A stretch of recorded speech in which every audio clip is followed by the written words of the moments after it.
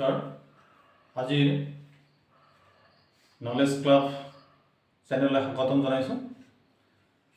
আজি আমি দশম শ্ৰেণীৰ মানুহৰ চকু আৰু বাৰেবৰণীয়া পৃথিৱীৰ অন্তৰ্গত চকুৰ গঠন আৰু কাৰ্যনীতিৰ বিষয়ে আলোচনা কৰিবলৈ আগবাঢ়িছোঁ। লগতে আমি চাম চকুৰ উপযোজন ক্ষমতা, চকুৰ দূৰবিন্দুৰ ওচৰ বিন্দু কি তাৰ বিষয়ে আমি আলোচনা কৰিম। তা প্ৰথমতে চোৱা যাওক চকু গঠন আৰু ইয়াৰ বিভিন্ন অংশ।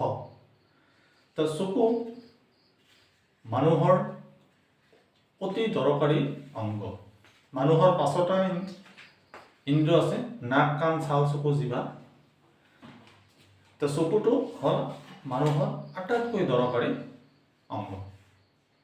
মানুহৰ চকুযোৰ হ'ল অমূল্য আৰু অতি সংবেদনশীল অনুভূতি ইন্দ্ৰিয়। কি চকু? যদি কোৱা হয় চকু কি, তেনেহ'লে কি ক'ব লাগিব? মানুহৰ চকুযোৰ হ'ল অমূল্য আৰু অতি সংবেদনশীল অনুভূতি ইন্দ্ৰিয়। মানুহৰ চকুৱে পোহৰ ব্যৱহাৰ কৰি আমাৰ চৌপাশৰ বস্তুবোৰ দৃশ্যমান কৰায়। মানুহৰ চকুটো এটা কেমেৰাৰ দৰে, য'ত পোহৰ সংবেদী স্নায়ুকোষ পৰে পৰ্দা ৰেটিনাত বস্তুৰ প্ৰতিবিম্ব গঠন কৰে। এতিয়া চকুৰ বিভিন্ন অংশসমূহ চোৱা যাওক। চকুৰ গঠন, এইটো মানুহৰ চকুৰ গঠনসমূহ কি কি চোৱা যাওক। চকুৰ বিভিন্ন অংশসমূহ কি কি? এই আইৰিছ, এইটো আইৰিছ, চকুৰ মণি, কৰ্ণিয়া, চিলিয়াৰী পিঠি, চকুৰ এইটো লেন্স, এখন চকুৰ লেন্সখন এখন উত্তল লেন্স, দ্বি উত্তল। দেন ৰেটিনা বা অক্ষিপট বুলি কোৱা হয় এইটো। তাৰপিছত নেত্ৰ স্নায়ু বুলি কোৱা হয়।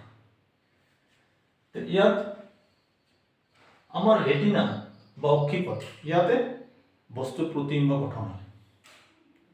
ৰেটিনা বা অক্ষিপটত আমাৰ পোহৰ সংবেদী স্নায়ুকোষ থাকে, তাক ৰড আৰু কণ বুলি কোৱা হয়। ইয়াৰ বিভিন্ন কামসমূহ কি কি? তেনেহ'লে চকুৰ বিভিন্ন অংশসমূহ কি কি? এইকেইটাই চকুৰ বিভিন্ন অংশসমূহ, যেনে আইৰিছ, কৰ্ণিয়া, তাৰপিছত আমাৰ আইৰিছ, তাৰ চকুৰ মণি, তাৰপিছত আমাৰ ৰেটিনা, নেত্ৰ স্নায়ু, চকুৰ লেন্স আৰু চিলিয়াৰী পিঠি। ইয়াৰ বিভিন্ন কামসমূহ কি কি? Number 1 cornea. চকুৰ মূল অংশসমূহ কি কি? তেনেহ'লে কৰ্ণিয়া। ই কি কৰে? প্ৰতিফলিত পোহৰ চকুত পৰে, ইয়াৰ মাজেৰে, কৰ্ণিয়াৰৰ মাজেৰে প্ৰতিফলিত পোহৰ চকুত পৰে। নাম্বাৰ 2 আইৰিছ বা চকুৰ পতা বুলি কয়। চকুৰ মণিৰ আকাৰ নিয়ন্ত্ৰণ কৰে। তেনেহ'লে আইৰিছ বা চকুৰ পতাৰ কাম কি? চকুৰ মণিৰ আকাৰ কি কৰে? নিয়ন্ত্ৰণ কৰে। নেক্সট চকুৰ মণি। চকুৰ মণি কি? কৰ্ণিয়াৰৰ ঠিক মাজতে এটা ফুটা থাকে, এটা চকুৰ মণি বুলি কয়। চকুৰ মণি ইয়াত থাকে, চকুৰ মণি। তো চকুৰ মণিৰ কাম কি? চকুত সোমোৱা পোহৰ পৰিমাণ নিয়ন্ত্ৰণ কৰে চকুৰ মণিয়ে। নেক্সট ৰেটিনা বা অক্ষিপট কি? ৰেটিনা অক্ষিপট কি? পোহৰ সংবেদী আমাৰ কোষযুক্ত কোমল ছাল, পোহৰ সংবেদী কোষযুক্ত এখন কোমল ছাল। আৰু অক্ষিপট বা ৰেটিনাত আমাৰ সংবেদী স্নায়ুকোষ, দুই ধৰণৰ সংবেদী স্নায়ুকোষ থাকে, এটা হ'ল ৰড আৰু এটা হ'ল কণ বুলি কোৱা হয়। নেক্সট আমাৰ এই ৰেটিনাতে আমাৰ কোনো বস্তুৰ প্ৰতিবিম্ব গঠন হয়। তাৰ ৰেটিনাত কেনেকুৱা প্ৰতিবিম্ব গঠন হয়? চকুৰ লেন্সখনে আমাৰ ৰেটিনাত বস্তুৰ চক আৰু ওলোটা প্ৰতিবিম্ব গঠন কৰে। নেক্সট নেত্ৰ স্নায়ু, অপটিক নাৰ্ভ। নেত্ৰ স্নায়ু, এইটো হ'ল নেত্ৰ স্নায়ু। এই নেত্ৰ স্নায়ুৰ জৰিয়তে আমাৰ পোহৰক বৈদ্যুতিক সংকেত লৈ ৰূপান্তৰ কৰি মগজুলৈ প্ৰেৰণ কৰে। কোনে কৰে? নেত্ৰ স্নায়ু। নেত্ৰ স্নায়ুৰ জৰিয়তে পোহৰক বৈদ্যুতিক সংকেত লৈ ৰূপান্তৰ কৰি মগজুলৈ প্ৰেৰণ কৰে নেত্ৰ স্নায়ু। এইটোৱে আমাৰ মেইন চিলিয়াৰী পেশীৰ কাম কি যদি কোৱা হয় চিলিয়াৰী পেশীৰ আমাৰ কাম হল চকুৰ মণিৰ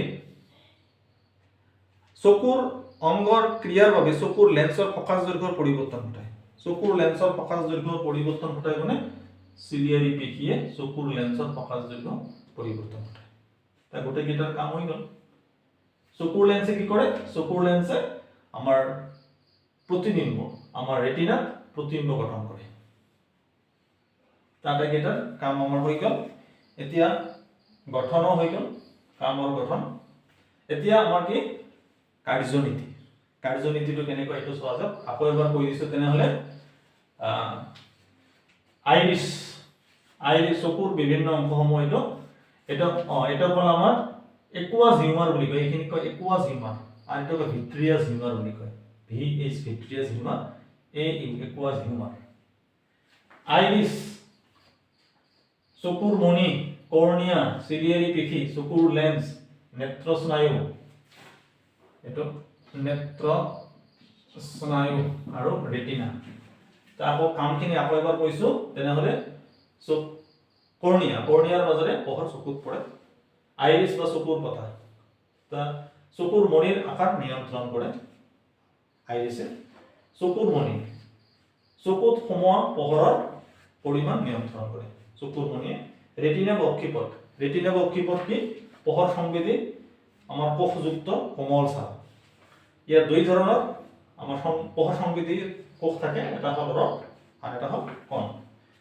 নেত্ৰ স্নায়ু কি কৰে পোহৰক বৈদ্যুতিক সংকেত লৈ ৰূপান্তৰ কৰি মগজুলৈ প্ৰেৰণ কৰে নেক্সট চিলিয়াৰী পেশীৰ কাম কি আমাৰ চিলিয়াৰী পেশীয়ে চকুৰ লেন্সৰ ফকাস দৈৰ্ঘ্যৰ পৰিৱৰ্তন ঘটায় এই চকুৰ লেন্স উত্তৰ লেন্স হয় এই ফকাস দৈৰ্ঘ্যৰ পৰিৱৰ্তন ঘটায় চিলিয়াৰী পেশী এইটো চিলিয়াৰী পেশী চকুৰ লেন্সৰ কাম কি চকুৰ লেন্সে কোনো বস্তুৰ প্ৰতিবিম্ব আমাৰ ৰেটিনাত সৃষ্টি কৰে চকুৰ লেন্সে কোনো বস্তুৰ প্ৰতিবিম্ব আমাৰ ৰেটিনা বা অক্ষিপটত সৃষ্টি কৰে নেত্ৰ স্নায়ুটো হৈ গ'ল এইখিনি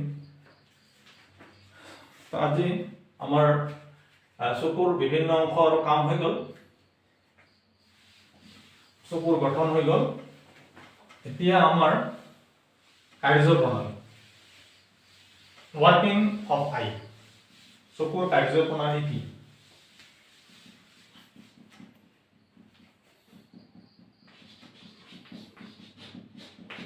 কাৰ্যপ্ৰণালী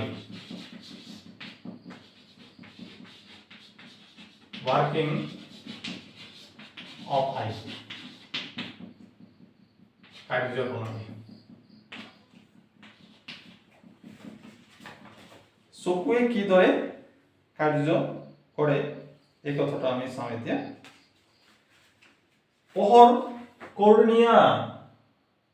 পোহৰ কৰ্নিয়াৰ মাজেৰে আমাৰ কি কৰে চকুত সোমায় এটা নাম্বাৰ 1 হয় দ্বিতীয়তে কি কৰ্নিয়াই পোহৰ ৰশ্মিক চকুৰ মণিৰ পিনে গতি কৰে নেক্সট আমাৰ চকুৰ কৰ্নিয়াই কি কৰে পোহৰ ৰশ্মিক চকুৰ পিনে গতি কৰায় আৰু সংগঠিত পোহৰ ৰশ্মি চকুৰ লেন্সৰ মাজেৰে গতি কৰে চকুত লেন্স আছে লেন্সৰ মাজেৰে পোহৰ ৰশ্মি গতি কৰে চকুৰ লেন্সখন উত্তল আৰু ই অক্ষিপটত এই লেন্সখনে চকুৰ লেন্সখন উত্তল আৰু এই লেন্সখনে অক্ষিপটত সৎ আৰু অলতা প্ৰতিবিম্ব গঠন কৰে ৰেটিনাই নেত্ৰ স্নায়ুৰ জৰিয়তে পোহৰক বৈদ্যুতিক সংকেত লৈ ৰূপান্তৰ কৰি মগজুলৈ প্ৰেৰণ কৰে এইখিনিয়ে হ'ল আমাৰ কাৰ্যপ্ৰণালী হ'ল চকুৰ এতিয়া নেক্সট আমি চাম চকুৰ উপযোজন ক্ষমতা চকুৰ উপযোজন ক্ষমতা ইংলিশত কোৱা হয় পাৱাৰ অফ একমোডেশন চকুৰ উপযোজন ক্ষমতা কি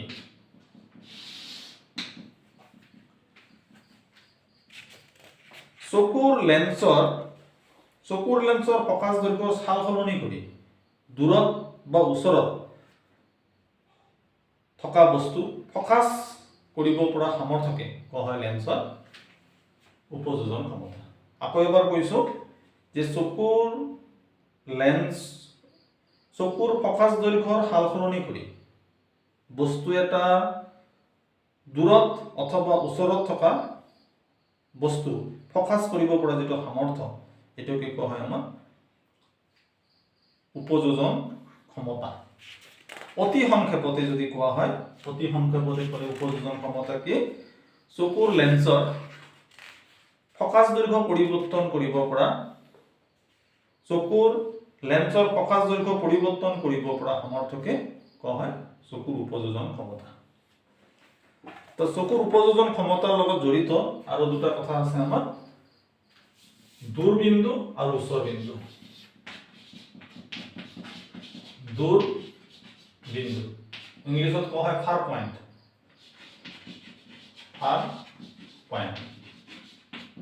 দূৰবিন্দু কি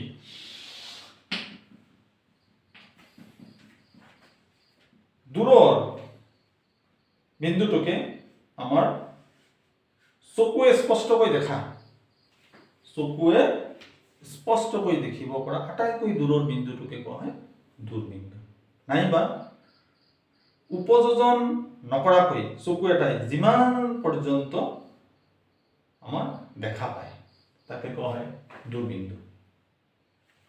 দূৰবিন্দু অসীমত অৱস্থিত এটা সুস্থ মানুহৰ কাৰণে সুস্থ চকুৰ মানুহৰ ক্ষেত্ৰত দূৰবিন্দু অসীমত থাকে নেক্সট হল আমাৰ ওচৰ বিন্দু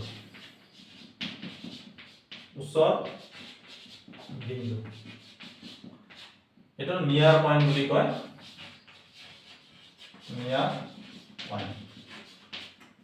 নিয়াৰ পয়েন্ট কি ওচৰ বিন্দু কি চকুৰ পৰা যি ন্যূনতম দূৰত্ব এটো এটা চকুৰ পৰা যি ন্যূনতম দূৰত্ব চকুৱে স্পষ্টকৈ দেখা পায় চকুৰ পৰা যি ন্যূনতম দূৰত্ব বস্তু এটা স্পষ্টকৈ দেখা যায় তাকে আমাৰ ওচৰ বিন্দু বা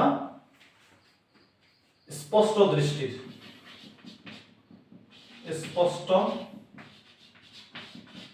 দৃষ্টিৰ ন্যূনতম দূৰত্ব least distance of distinction বুলি কোৱা হয় ওচৰ বিন্দু আৰু স্পষ্ট দৃষ্টিৰ ন্যূনতম দূৰত্ব একেই হয় তেনেহলে এটো স্পষ্ট দৃষ্টিৰ ন্যূনতম দূৰত্ব কি বা ওচৰ বিন্দু কি তেনেহলে একেটা সূত্ৰ ক'লেই হ'ব চকুৰ পৰা যি নিম্নতম দূৰত্ব বা যি ন্যূনতম দূৰত্ব বস্তু এটা স্পষ্টকৈ দেখা যায় তাকে ওচৰ বিন্দু বা স্পষ্ট দৃষ্টিৰ ন্যূনতম দূৰত্ব বোলে সুস্থ চকুৰ মানুহৰ ক্ষেত্ৰত আমাৰ ওচৰ বিন্দু বা স্পষ্ট দৃষ্টিৰ ন্যূনতম দূৰত্ব কিমান 25 সেন্টিমিটাৰ এটা আমাৰ 25 সেন্টিমিটাৰ স্পষ্ট দৃষ্টিৰ ন্যূনতম দূৰত্ব বা ওচৰ বিন্দু ক'ত অৱস্থিত 25 সেন্টিমিটাৰ দূৰত্বত অৱস্থিত নাইবা স্পষ্ট দৃষ্টিৰ ন্যূনতম দূৰত্ব কিমান তেনেহলে 25 সেন্টিমিটাৰ হ'ব এটো হৈ গ'ল এতিয়া আন এটা বস্তু আছে দৃষ্টিৰ বিস্তাৰ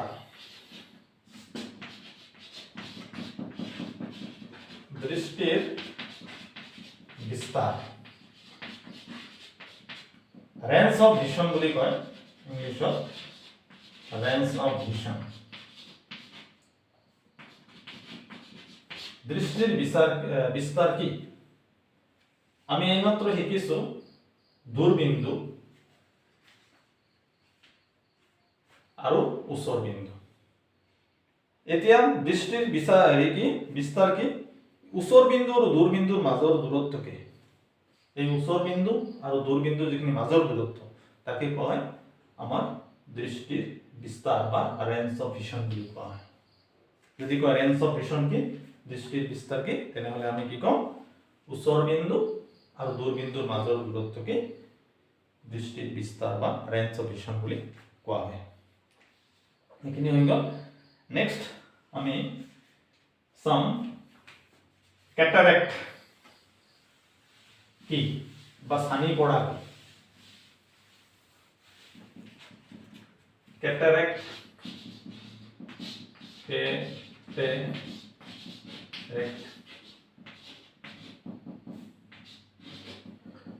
ক্যাটাৰেক্ট বা ছানি পৰা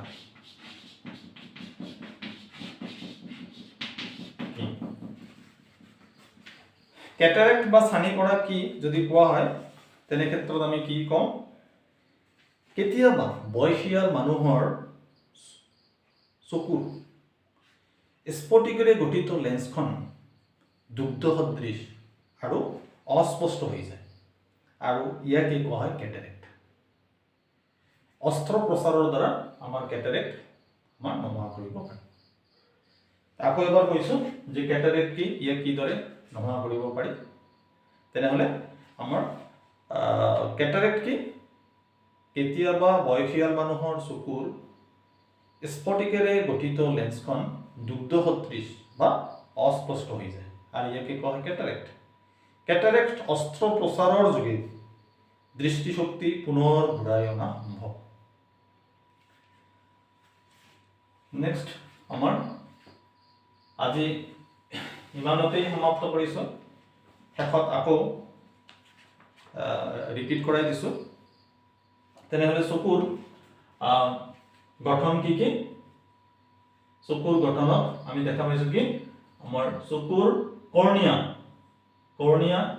তাৰপিছত চকুৰ মণি তাৰপিছত আইৰিছ তাৰপিছত আমাৰ ৰেটিনাৰ পিছত আমাৰ নেত্ৰ স্নায়ু তাৰপিছত চকুৰ লেন্স এইকেইটা চকুৰ গঠন হয় এতিয়া চকুৰ মণিৰ কাম কি চকুৰ মণিৰে পোহৰ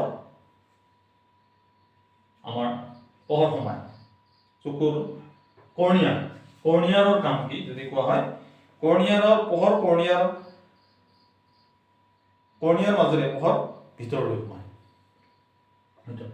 নেক্সট চকুৰ মণিৰ কাম কি চকুৰ মণিৰ কাম হল চকুত সোমোৱা পোহৰৰ পৰিমাণ নিয়ন্ত্ৰণ কৰে আমাৰ চকুৰ মণি নেক্সট আইৰিছৰ কাম কি যদি কোৱা হয় আইৰিছে আমাৰ আপতিত পোহৰৰ মাত্ৰা অনুসৰি আমাৰ চকুৰ মণিৰ আমাৰ আকাৰ নিয়ন্ত্ৰণ কৰে নেক্সট চিলিয়াৰী পেশীৰ কাম কি চিলিয়াৰী পেশীয়ে চকুৰ লেন্সৰ প্ৰকাশ দৈৰ্ঘ্য পৰিৱৰ্তন ঘটায় চকুৰ লেন্সৰ কাম কি চকুৰ লেন্সে আমাৰ অক্ষিপট বা ৰেটিনাত বস্তুৰ প্ৰতিবিম্ব গঠন কৰে ৰেটিনাৰ কাম কি ৰেটিনা আমাৰ পোহৰ সংবেদী কোষযুক্ত পাতল ছাল হয় ইয়াত কোনো বস্তুৰ প্ৰতিবিম্ব গঠন হয় ৰেটিনা বা অক্ষিপট চকুৰ লেন্সে কেনেকৈ প্ৰতিবিম্ব গঠন কৰে সৎ আৰু ওলটা প্ৰতিবিম্ব গঠন কৰে আমাৰ কত সৃষ্টি কৰে ৰেটিনা সৃষ্টি কৰে নেত্ৰ স্নায়ুৰ কাম কি নেত্ৰ স্নায়ুই আমাৰ পোহৰক বৈদ্যুতিক সংকেত লৈ ৰূপান্তৰ কৰি মগজুলৈ প্ৰেৰণ কৰে এটা আমাৰ হৈ গ'ল নেক্সট চকুৰ কাৰ্য ওয়াৰ্কিং অফ আই তো ওয়াৰ্কিং অফ আই যদি কোৱা হয় এক নম্বৰ কি আমাৰ এক নম্বৰ হল পোহৰ কৰ্ণিয়াৰ মাজেৰে চকুত সোমায় দুই নম্বৰ কি কৰ্ণিয়াই পোহৰ ৰশ্মিক চকুৰ মণিৰ পিনে আমাৰ গতি কৰায় চকুৰ লেন্সখন আমাৰ উত্তল লেন্স হয় আৰু ইয়াৰ মাজেৰে আৰু ই অক্ষিপটত সৎ আৰু ওলটা প্ৰতিবিম্ব গঠন কৰে ৰেটিনাই ৰেটিনাই আমাৰ নেত্ৰ স্নায়ুৰ জৰিয়তে পোহৰ শক্তিক বৈদ্যুতিক সংকেত লৈ ৰূপান্তৰ কৰি মগজুলৈ প্ৰেৰণ কৰে। এইখিনি হ'ল চকুৰ কাৰ্যনীতি। এতিয়া নেক্সট চকুৰ উপযোজন ক্ষমতা। চকুৰ লেন্সৰ ফকাছ দৈৰ্ঘ্য পৰিৱৰ্তন কৰিব পৰা সামৰ্থ্যকে চকুৰ উপযোজন ক্ষমতা বুলি কোৱা হয়। নেক্সট আমাৰ দূৰবিন্দু কি? দূৰবিন্দু হ'ল চকু স্পষ্টকৈ দেখা আটাইতকৈ দূৰৰ বিন্দুটোকে কয় দূৰবিন্দু। দূৰবিন্দু ক'ত অৱস্থিত? অসীমত অৱস্থিত। ওচৰ বিন্দু কাক কয়? চকুৰ পৰা যি ন্যূনতম দূৰত্বত বস্তু এটা স্পষ্টকৈ দেখা যায় তাকে কয় ওচৰ বিন্দু বা স্পষ্ট দৃষ্টি ন্যূনতম দূৰত্ব। ওচৰ বিন্দু ক'ত অৱস্থিত? 25 সেন্টিমিটাৰ দূৰত্বত অৱস্থিত, বা স্পষ্ট দৃষ্টি ন্যূনতম দূৰত্ব কিমান? তেনেহ'লে 25 সেন্টিমিটাৰেই হ'ব। ওচৰ বিন্দু দূৰবিন্দুৰ মাজৰ দূৰত্বকে কোৱা হয় আমাৰ ওচৰ বিন্দু আৰু দূৰবিন্দুৰ মাজৰ দূৰত্বকে কয় দৃষ্টিৰ বিস্তাৰ বা ৰেঞ্জ অফ ভিজন বুলি কোৱা হয়। নেক্সট কেটাৰেক্ট কি বা ছানি পৰা মানে কি? কেতিয়াবা বয়সীয়াল মানুহৰ চকুৰ স্ফটিকেৰে গঠিত লেন্সখন দুগ্ধ সদৃশ বা অস্পষ্ট হৈ যায় আৰু ইয়াক কেটাৰেক্ট বুলি কোৱা হয়। ইয়াক কেনেকৈ নোহোৱা কৰিব পাৰি? অস্ত্ৰোপচাৰৰ যোগেদি আমাৰ দৃষ্টিশক্তি পুনৰ ঘূৰাই অনাটো সম্ভৱ। অৰ্থাৎ অস্ত্ৰোপচাৰৰ জৰিয়তে কেটাৰেক্ট আমাৰ নোহোৱা কৰিব পাৰি। আজিলৈ ইমানতে সামৰিছোঁ। আমাৰ ভিডিঅ'টো চোৱাৰ কাৰণে ধন্যবাদ জনাইছোঁ। আকৌ লগ পোৱাৰ আশাৰে নমস্কাৰ।